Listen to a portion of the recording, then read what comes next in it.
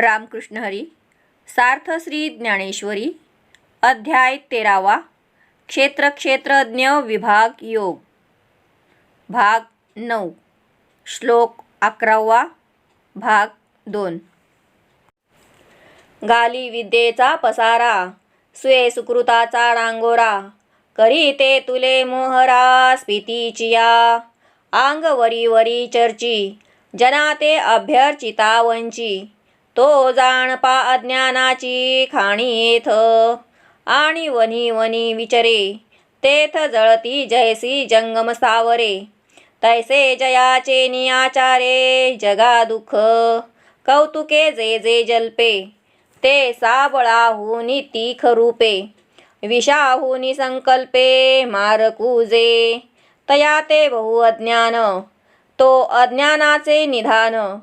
हिंसेसी आयतन जयाचे जिणे, आणि फुंके भाता फुगे, रेचिलिया सवेची उफगे. तैसा संयोग वियोगे चढे ओहटे, पडली वार याचिया वळसा, धुळी चढे आकाशा. हरिखा वळगे तैसा स्तुती वेळ, निंदा मोटकी आईके, आणि कपाळ धरुनी ठाके. थेंबे विरे वारे निशोखे, चिखलू जैसा, तैसा मानापमानी होये. जो कोणीची उर्मी न साहे, तयाच्या ठाई आहे अज्ञान पुरे. आणि जयाचिया मनी गाठी, वरी वरी मोकळी वाचा दिठी. आगे मिळे जीवे पाठी, भलतया दे. व्याधाचे चारा घालणे, तैसे प्रांजळ जोगावणे. चांगाची अंतकरणे विरू करी, गार शेवाळे गुंडाळली, का निंबोळी जैसी पिकली. तैसी जयाची भली बाह्य क्रिया. आपणास प्राप्त असलेल्या विद्येची जो प्रसिद्धी करतो, आपल्या हातून जे सत्कर्म घडलेले असेल त्याचा डांगोरा पिटतो. प्रत्येकाच्या मुखात आपली कीर्ती असावी यासाठी सर्व काही करतो. शुद्ध अंतःकरण न बनवता शरीरावर भस्मगंध टिळे लावतो. मी मोठा भक्त आहे हे दाखवण्यासाठी देवपूजेचे नाटक करतो. तो अज्ञानाची खाण आहे असे समज.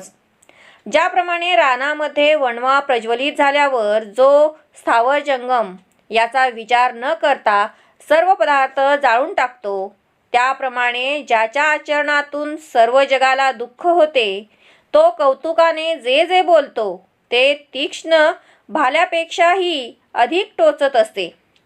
आणि जो आपल्या वाईट संकल्पाने विषापेक्षाही अधिक घातक असतो, त्याच्या ठिकाणी अतिशय अज्ञान असते. किंबहुना तो अज्ञानाचा ठेवाच असतो, आणि त्याचे आयुष्य म्हणजे हिंसेचे घर असते. जसा लोहाराकडील भाता फुंकल्याने फुगतो व त्यातील वारा सोडल्यावर तो रिकामा पडतो, त्याप्रमाणे इष्टानिष्टाच्या संयोगाने व वियोगाने जो चढतो व उतरून जातो. वाऱ्याच्या भोवऱ्यामध्ये धूळ सापडली असता ती जशी वर आकाशाकडे चढते, त्याप्रमाणे लोकांनी केलेल्या स्तुतीच्या वेळी जो हर्षाने चढून जातो.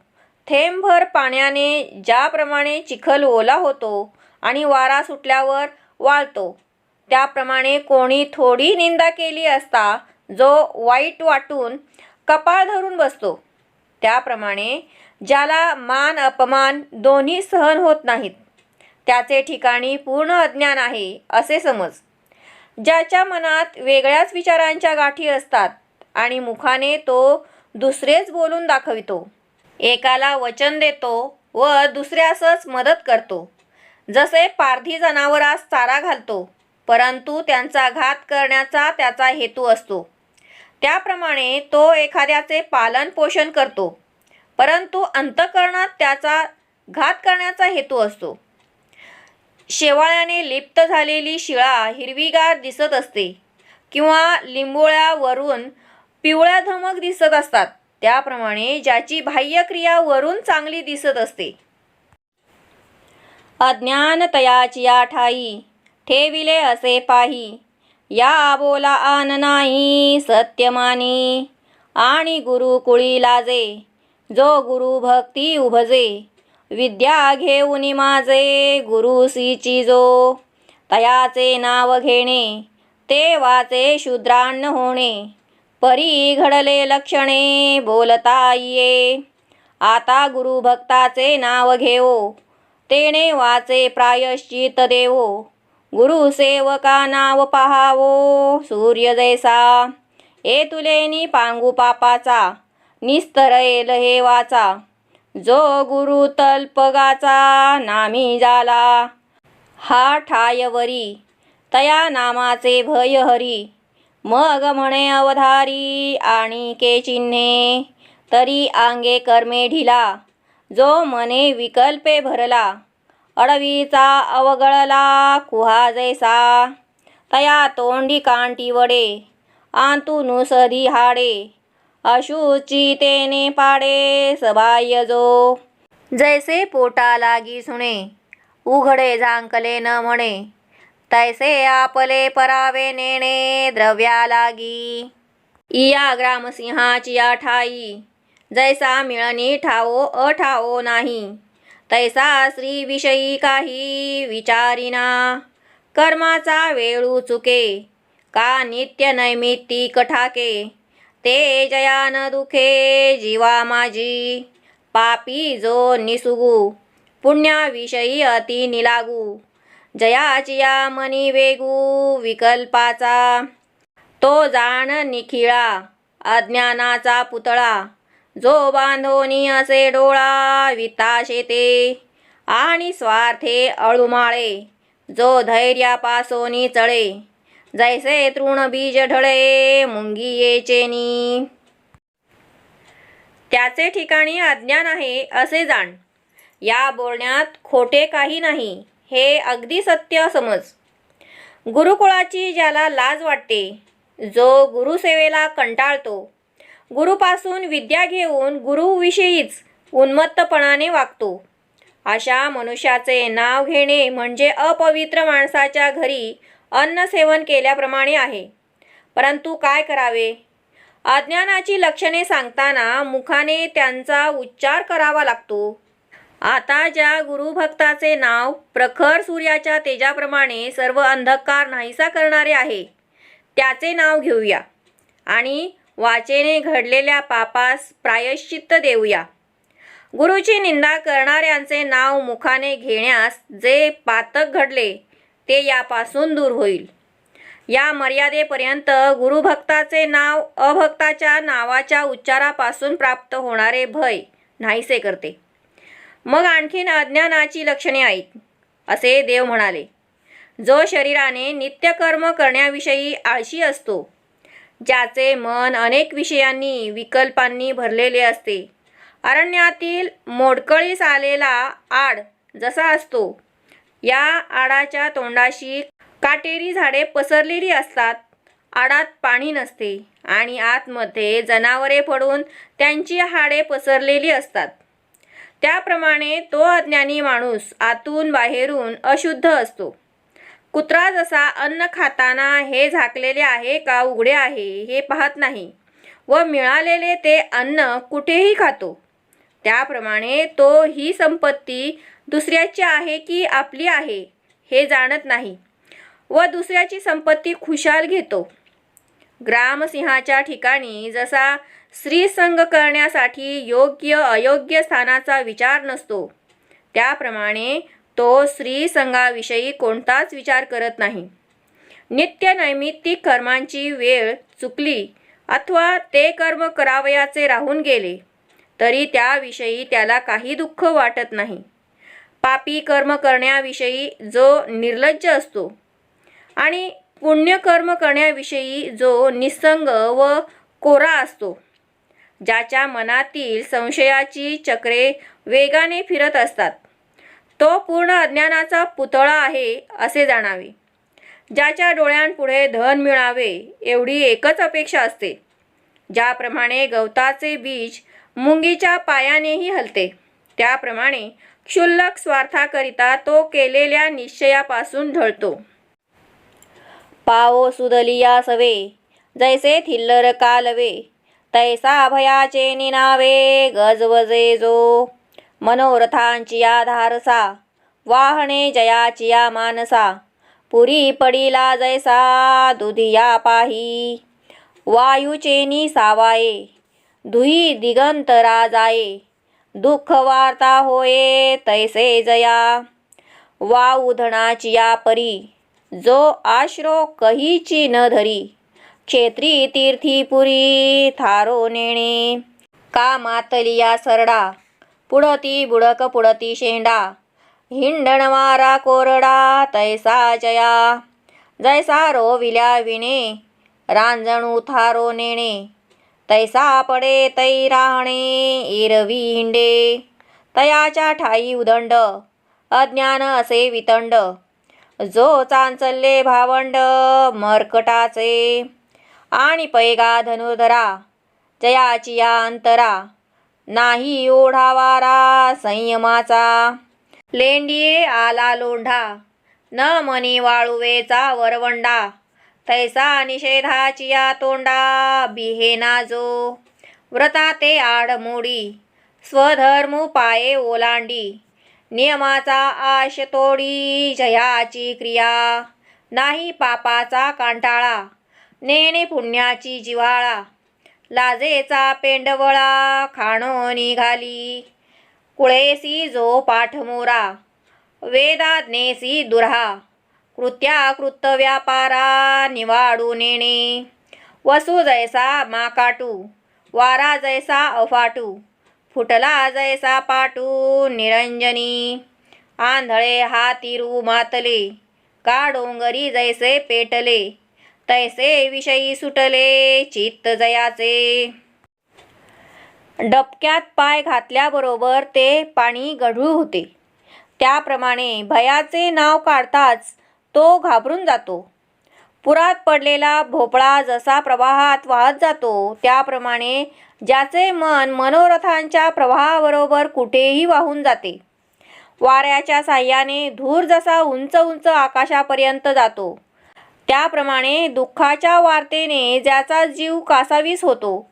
वावटळ ज्याप्रमाणे कोठेही स्थिर होत नाही, त्याप्रमाणे जो एखाद्या क्षेत्रात किंवा तीर्थस्थळात किंवा नगरात कोठेही कायम राहत नाही. माजलेला सरडा जसा झाडाच्या बुडापासून ते शेंडापर्यंत व पुन्हा शेंडापासून बुडापर्यंत रिकाम्या खेपा करतो, त्याप्रमाणे त्याचे भटकणे निरर्थक स्वरूपाचे असते.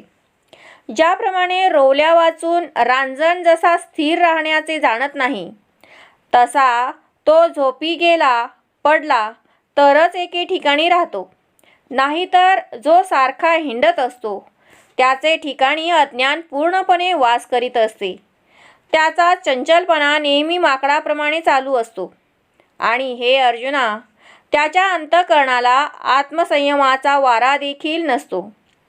ज्याप्रमाणे एखाद्या ओहोळास लोंढा आला म्हणजे तो वाळूच्या बांध्यास जुमानीत नाही, त्याप्रमाणे जो निषिद्ध प्रकारची कर्मे करण्यास भीत नाही, जो व्रतांना मध्येच मोडून टाकतो, स्वधर्माला लाथेने झुगारतो व शास्त्राने घालून दिलेल्या नियमांविरुद्ध जो कर्म करतो, ज्याला पापाचा कंटाळा येत नाही, जो पुण्याला आश्रय देत नाही आणि जो लज्जेची मर्यादा समूळ खणून टाकतो, जो आपल्या कुळातील आचार मानित नाही, वेदांची आज्ञा दूर ठेवतो, जो योग्य कर्मे कोणती व अयोग्य कर्मे कोणती यातील निवाडा जाणत नाही. सोडलेला पोळ जसा पाहिजे तिकडे मोकाट फिरत असतो, वारा जसा इकडे तिकडे वाहत असतो, अथवा अरण्यात फुटलेला पाण्याचा पाट जसा स्वैरपणे वाहत असतो, आंधळा हत्ती माजला असता जसा वाटेल तिकडे पळत असतो, डोंगरात अग्नी प्रज्वलित झाला असता तो जसा वाटेल तिकडे चेतत जातो, त्याप्रमाणे त्याचे चित्त विषयांच्या मागे धावत असते. पै उकरडा काय न पडे, मोकाटू कोणा नातुडे, ग्रामद्वारीचे आडे नोलांडी कोण, जैसे सत्री अन्न झाले, का सामान्या बीक आले, वाणसिंहेचे उभविले कोण न रिगे, तैसे जयाचे अंतकरण, तयाच्या ठाई संपूर्ण अज्ञानाची जाण वृद्धी आहे.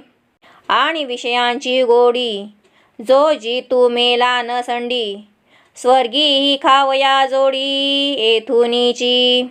जो अखंड भोगा जचे, जया व्यसन काम्य क्रियेचे, मुख देखोनी विरक्ताचे सचेल करी. विशोषिनोनी जाये, परी न शिने सावधू नोहे, कुहिला हाती खाये कोढी जैसा. खरी टेकोने दिवडे, लातवनी फोडी ना काढे, तरी जेवी न काढे मागवता खरू. तैसा जो विषयान लागी, उडी घाली जळते आगी, व्यसनाची अंगी लेणी मिरवी. फुटोनी पडे तव, मृग वाढवी हाव, परी न म्हणे ते माव रोहिणीची. तैसा जन्मोनी मृत्यूवरी, विषयी त्रासिता बहुती परी, तरी त्रासू नेघे धरी अधिक प्रेम. पहिलिये बाळ दशे, आई बाहेची पिसे, ते सरे मग श्री माणसे भुलोनी टाके. मग श्री भोगिता थावो, वृद्धाप्य लागे येवो, तेव्हा तोची प्रेम भावो बाळकासी आणि. उकिरड्यावर काय एक पडत नाही, मोकळे जनावर कोणास सापडत नाही, गावच्या वेशीचा उंबरठा कोण ओलांडीत नाही. ज्याप्रमाणे अन्नसत्रात तयार झालेले अन्न कोण खात नाही, अथवा सामान्य मनुष्याला अधिकार प्राप्त झाला तर तो काय बरे करणार नाही. वारांगणेच्या उंबरठ्याच्या आत कोण बरे प्रवेश करणार नाही. त्याप्रमाणे ज्याचे अंतःकरण कोणत्याही विषयाच्या मागे सतत धावत असते, त्याचे ठिकाणी अज्ञानाची संपूर्ण वाढ आहे असे जाणावे. आणि जिवंतपणी आणि मृत्यूनंतरही तो विषयांची हाव सोडत नाही. ज्या योगाने स्वर्गातील विषय भोग भोगता येतील, त्या मार्गाचे आचरण जो या लोकी करत असतो, त्याचे सर्व प्रकारचे श्रम विषय भोगाच्या प्राप्तीसाठीच असतात. ज्याला सकाम कर्माशिवाय इतर कर्मे आवडत नाहीत आणि विरक्त पुरुषाचे मुख पाहण्यात आले तर जणू विटा झाला असे समजून जो अंगावरील वस्त्रांसह स्नान करतो. एखादे वेळी विषय हे भोग घेणाऱ्यास कंटाळून जातात, परंतु विषयासक्त मनुष्य विषयांना कंटाळत नाही. जीवनाचा अर्थ समजून घेण्याविषयी तो सावध होत नाही. कुष्ठरोगी ज्याप्रमाणे सडलेल्या हाताने खातो, परंतु त्याला त्याची किळस वाटत नाही.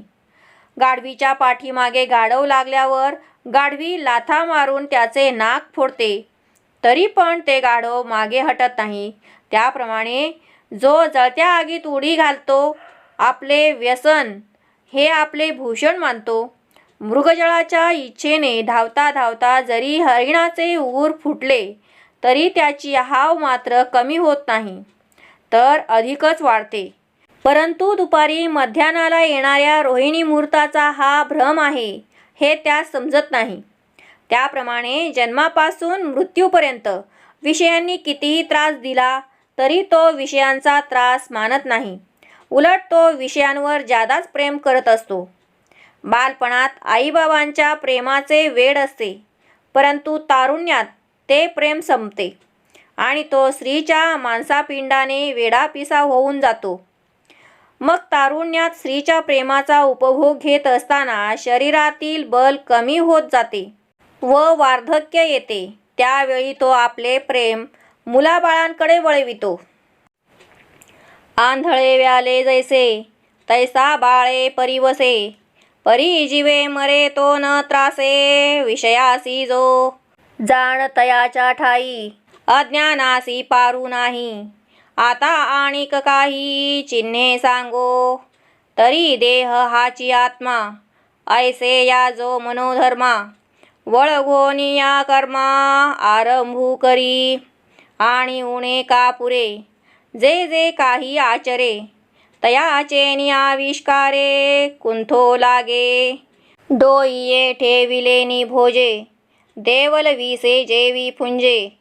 तैसा विद्या वयसा माझे उताणा चाले. म्हणे मीची एकू आथी, माझ्याची घरी संपत्ती, माझी आचरती रीती कोणा आहे. नाही माझे निपाडे वाढू, मी सर्वज्ञू एकूची रूढू. ऐसा गर्व तुष्टी गंडू, घेऊनी ठाके, व्याधी लागली या माणूसा, न येची भोग दाऊ जैसा. निके न साहे तो तैसा पुढिलाचे, पै गुण ते तुला खाय, स्नेह की जाळी तू जाय. जेत ठेविजे तेत होय, मसी ऐसे. जीवने शिंपीला तिळा पिढी, विजीला प्राण सांडी. लागला तरी काडी उरो नेदी, आळूमाळ प्रकाशू करी. ते तुले नीच उभारा धरी, तैसिया दीपाचिया परी. सुविद्युजो औषधाचे नावे अमृते, जैसा नवज्वरू आंबुते. का विषची होऊनी परते, सर्पा दूध तैसा सद्गुणी मत्सरू. व्युत्पत्ती अहंकारू, तपोज्ञाने अपारू ताठा चढे. एखाद्या आंधळ्या मुलास जन्म दिला तर आई जशी त्याला जवळ बाळगते, त्याप्रमाणे हा वयस्कर माणूस आपल्या मुलाबाळांना आपल्या भोवती ठेवतो. शेवटी तो मृत्यू पावतो, परंतु शेवटपर्यंत विषयांचे प्रेम कमी करत नाही. त्याच्या ठिकाणी अज्ञानास पार नाही असे समज. आता आणखी काही अज्ञानाची लक्षणे सांगतो, ती ऐक. देह म्हणजेच आत्मा, अशा मनोवृत्तीने तो कर्म करण्यास आरंभ करतो आणि कमी अथवा जास्त जे काही कर्म करतो त्या कर्मांच्या अभिमानाने कुंथू लागतो. क्षुद्र देवतेचे उपासक डोक्यावर ठेवलेल्या देव्हाऱ्याने घुमू लागतात, नाचू लागतात. त्याप्रमाणे तो अज्ञानी विद्येने व तारुण्याने माजतो आणि छाती ताठ करून चालत असतो. तो म्हणतो, जगात मी काय, तो एक श्रीमंत माणूस आहे. माझ्याच घरी खूप संपत्ती आहे. माझ्यासारखी आचरण करण्याची पद्धत कोणाजवळ आहे? माझ्यासारखा मोठा कोणीही नाही. मी सर्वज्ञ असून जगप्रसिद्ध आहे. अशा खोट्या गर्वाने संतुष्ट झालेला तो ताठ होऊन राहत असतो. व्याधीने ग्रस्त झालेल्या माणसास खाण्यापिण्याचे भोग दाखवू नयेत, कारण ते पाहून त्याची तळमळ होत असते. त्याप्रमाणे दुसऱ्याचे चांगले झालेले पाहून त्याला सहन होत नाही. दिवा वात तेवढी खातो, तेल जाळून टाकतो व जेथे ठेवावा तेथे काजळासारखे काळे डाग पाडतो. पाणी शिंपल्याने तो तडतड करतो, वारा लागल्याने तो विझून जातो. एखाद्या ठिकाणी दिवा लागला तर तो सर्व अग्नीने भस्म करून टाकतो. थोडा प्रकाश करतो, परंतु तेवढ्याने देखील तेवढीच उष्णताही निर्माण करतो. त्या दिव्याप्रमाणे जो विद्वान असतो, म्हणजे ज्याला ज्ञान थोडेसे असते पण अहंकार जादा असतो. नवज्वर झालेल्या माणसाला औषध म्हणून दूध दिले तरी त्याचा ताप वाढतो, अथवा सर्पाला चांगले दूध पाजले तरी ते विष होऊन उलटते. त्याप्रमाणे उत्तम गुणांविषयी जो मत्सरी असतो, विद्वत्तेचा ज्याला अतिशय अहंकार असतो, तपाने आणि विद्येने ज्याला अपार गर्व चढतो. अंत्यजूर आणि वे वैसविला, आरे धारणू गिळिला, तैसा गर्वे फुगला देखजी जो. जो लाटणे ऐसा न लवे, पाथरू तेवी न द्रवे. गुणियासी नागवे फोडसे जैसे, किंबहुना तयापासी अज्ञान आहे वाढीसी. हे निकरे का तुझसी बोलत सो. आणि कही धनंजया, जो गृह देह सामग्रिया, न देखे कालचे या जन्माते गा. कृतघ्ना उपकारू केला, का चोरा व्यवहारू दिदला. निसुगुस्तविला विसरे जैसा, ओढाळता लाविले ते तैसेची कान पूस ओले. की पुढती ओढाळू आले सुणे जैसे, बेडूक सापाची या तोंडी, जातसे सबुड बुडी. तो मग शिकांची या कोडी स्मरेना काही. तैसी नवही द्वारे स्रवती, आंगी देहाची लुती जिती, जेणे झाली ते चित्ती सलेना जया, मातेच्या उदर कुहरी, पचुनी विष्टेच्या दाथरी, जठरी नवमांसवरी उकडला जै, ते गर्भींची जे व्यथा, का जे झाले उपजता, ते काहीची सर्वथा नाठवी जो, मलमूत्र पंकी, जे लोळते बाळ अंकी, देखोनी जो न थुंकी त्रासूने घे, कालची ना जन्म गेले, पाहेच पुढती आले, ऐसे हे काही वाटले नाही जया, आणि पैतयाची परी, जीविताची फरारी, देखोनी जो न करी मृत्यू चिंता. अशा अज्ञानी माणसाला राज्यावर बसविले तर तो गर्वाने फुलून जातो. अजगराने खांब गिळला तर तो पूर्वीपेक्षा अधिक फुगतो. त्याप्रमाणे तो अहंकाराने नुसता फुगलेला असतो, जो लाटण्याप्रमाणे ताठ असून लवत नाही. विषारी सर्प चावला असता ते विष मांत्रिकालाही उतरविता येत नाही. त्याप्रमाणे मोठा ज्ञानी देखील त्याला ताळ्यावर आणू शकत नाही.